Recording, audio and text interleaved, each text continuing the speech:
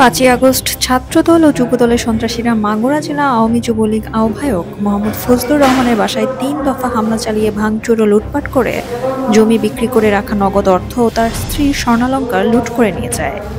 এছাড়া তার ৫টি দোকানঘর দখল করে নিয়েছে ছাত্রদল ও যুবদলের সন্ত্রাসীরা। আমরা সকল হামলা ও লুটপাটের বিচার চাই।